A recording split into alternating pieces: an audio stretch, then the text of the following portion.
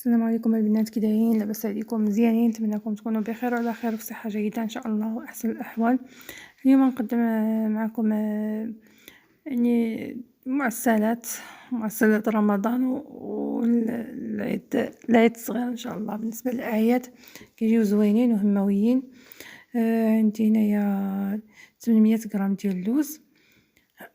هادي اللي حيدتها معكم، هادي لقيتها يعني فيهم تسلقتو الاخر كيبان لي هكا شي حبات هكا اللون ديالهم غامق بزاف كنحيدو. انا وريتكم انايا الهاشوار في الاول كنضرب فيها في الهاشوار باللوز والسنيده، ومن بعد كنعاود لها في الطحانه الاخرى باش كيتجمع راكم عارفين هذا. بالنسبه للسنيده انايا درت يعني 800 غرام، درت معها تقريبا واحد 300 غرام ديال السنيده. هنايا درت زبده مذوبه ذوبتها راكم عارفين. المهم حتى كتجمع لنا العقده ديال اللوز. ملي كنحاول ندخل ديك الزبده مزيان في ديك نحاول ندخل ديك الزبده مزيان في اللوز. المهم حتى كتجمع لنا على شكل عجينه، وكنشوفوا الا كان خاصنا راه غادي نزيد شويه الزبده.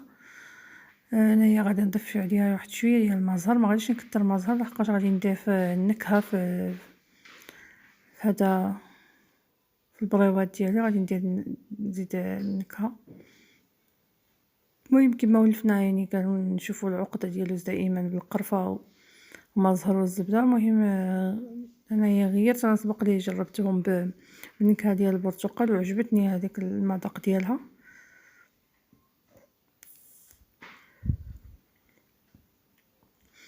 هنايا غادي نقسم العجينه ديالي على جوج، العجينه العقده. كما قلت لكم انايا راه الفيديوهات ما عرفتش واش السبب اللي راه يخليهم يعني ما كيمشيوليش دغيا، ما عرفتش فين كاين المشكل. نتمنى يعجبكم الفيديو ديالي، وما تنساونيش بالدعم ديالكم وعلى لايك والبارطاج بطبيعه الحال مع الاهل والاحباب. عندي هنايا تقريبا واحد نصف معلقه ديال نكهه ديال البرتقال كتجي فيها زوينه.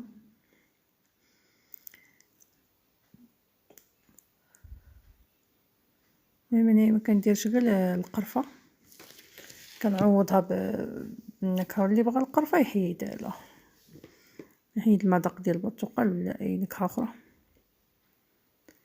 صافي هنايا كنجمع العقده.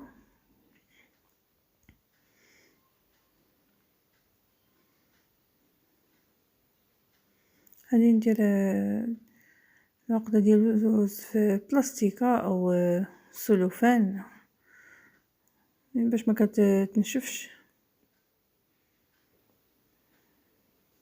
ومن بعد غادي نبقى لي العجين الاخر غادي نضيف له النكهه ديال البيستاش. كيبقاو النكهات اختياريين، يعني كل واحد والذوق ديالو، كل واحد اسمو كيعجبو. تقدروا تكتفيو بالقرفه والمزهر والزبده، تقدروا ديروا اي نكهه كتبغيو.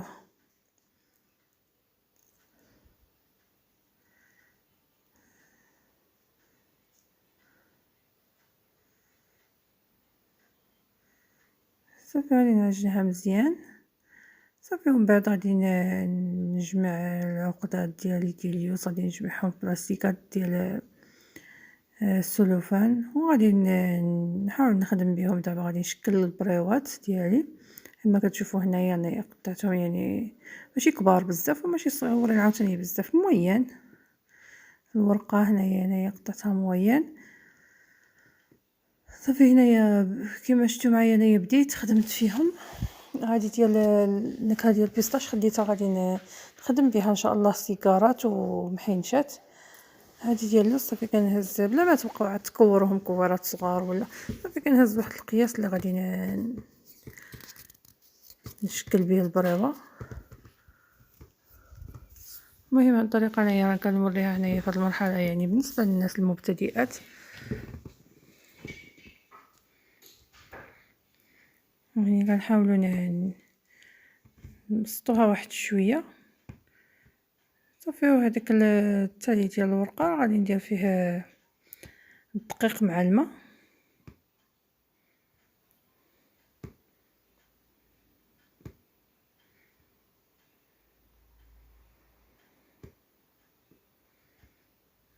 صافي كما كتشوفوا معايا غادي نكمل بنفس الطريقه. هنايا كما كنوريكم هنايا غادي نخدم بها هنايا سيجارات ومحينشات. هنايا بالنسبه للسيجارات راني غادي نقسم الورقه على 4 ونعاود نولي نقسمهم عاوتاني على 8 باش كيجيو صغيورين شويه، ما كيجيوش كبار بزاف. بالنسبه هنايا هادو سيجارات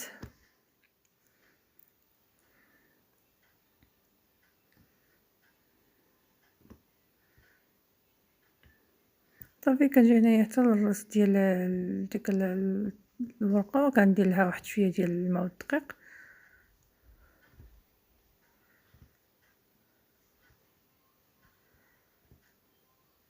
صافي من بعد غادي نخدم معكم محنشه. المهم انا نوريكم وريتكم هنايا شكيلات وحده مور وحده. مهم وانتم اللي يعجبكم غادي ديروا، تقدروا تكتفيو بشكل واحد. بالنسبه للمحينشات كنديروا الحربول ديال اللوز، يعني رقيق شويه، ما يكونش غليظ باش كنجيو نلويوه على الورقه، راه حتى كتلوى وهي كتغلط شويه. صافي هكا كنلويو عليها الورقه ونحاولوا يعني نبسطوها واحد شويه كما كتشوفوا معايا. هكا كنتكي عليها بالصبع ديالي.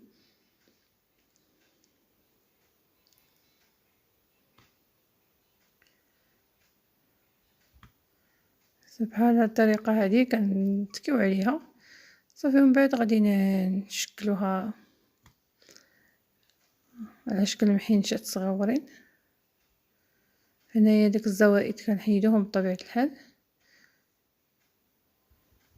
صافي كنبقاو ماشيين بهاد الطريقه هذه هكا كما كتشوفوا في الفيديو، راه الصوره يعني واضحه. صافي حتى هي نفس الطريقه اللي درنا من قبل، غادي ندير لها واحد شويه ديال الدقيق والماء.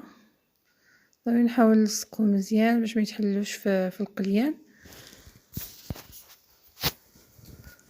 صافي وكيبقى هذا هو الشكل النهائي ديال المحينشات. دابا غادي ندوز باش نقلي البريوات ديالي بعد ما ساليت. كتكون الزيت سخونه شويه. في الاول كنجهدوا العافيه ومن بعد فاش كنديروا البريوات ديالنا كنقصوا لها واحد شويه. صافي غادي نطفيها هنايا في العسل، المهم نديرها في الشبكه تقطر. هنايا غادي ندوز عاوتاني باش نقلي هنايا المحينجات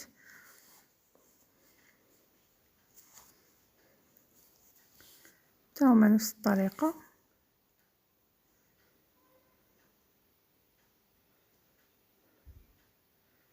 هنايا شي وحدين يعني راهم تفتحوا لي في الجناب، داكشي علاش كنت كنقول لكم يعني ديروا لهم الماء والدقيق مزيان.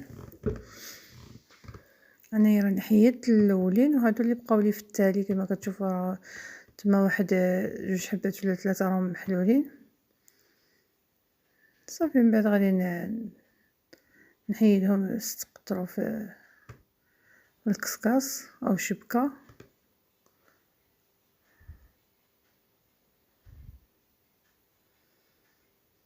صافي من بعد غادي نجي عندي اللوز كونكاسي، انا درتو في مقيله وغادي نضيف عليه نكهه ديال البيستاش.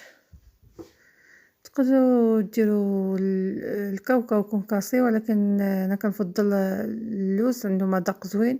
هنايا انا شاده التليفون بيد وحده وكنخدم بواحد اليد، ما جاتنيش كيفاش ندير. ها نتوما كما كتشوفوا معايا كتكون النار مهيله. صافي هنايا راني طافيه هنايا على العافيه، غير واحد شويه ما تخليوش باش يتحرق لكم. صافي هنايا سيجارات يعني خليتهم هما التالين، خليتهم مغطوسين في العسل يعني شبعوا داك العسل مزيان. هنايا بنتي كدير تزيين هذيك المحينشات، كندير لهم داك اللوز كونكاسي في الجناب. دائما التزيين كيبقى اختياري، داكشي كل واحد على حسب المستطاع ديالو. اللي بغى يخليهم غير هكاك يعني ما يدير لهم حتى حاجه، يبقاو غير هكاك صامبل كيجيو زوينين. هنايا هادو السيجارات، عندي واحد السيجارة وحدة هي اللي درت لها اللوز كونكاسي في الجناب، اللي ما درتلو لا لون لا والو، يعني خليته هكاك.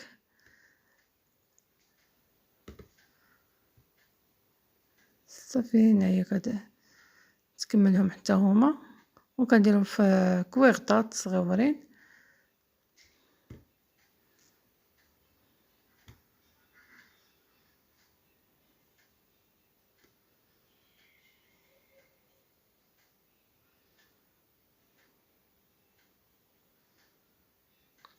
نتمنى الفيديو ديال اليوم ينال الاعجاب ديالكم، ولا ندوزو باش نطلقوا مع الشكل النهائي.